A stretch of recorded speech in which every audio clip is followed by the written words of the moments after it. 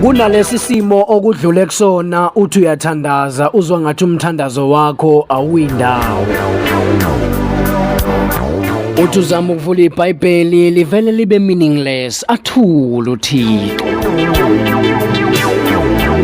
Uthi uyadumisa uzwa ngathi uba ngumsindo kwalento ayishoyo ayikho, athule uThixo.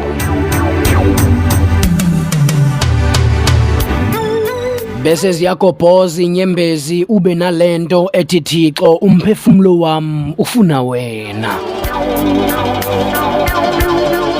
Thixo njengendluzela ilangazelela amanzi emifula umphefumulo wami udinga wena.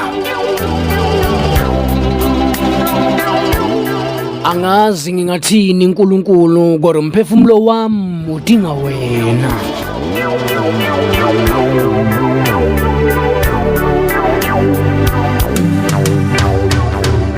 Ngiyazi amandla ayafika akuphelele kusuke kungonakele mntana sekhaya uNkulunkulu usuke edinga wena.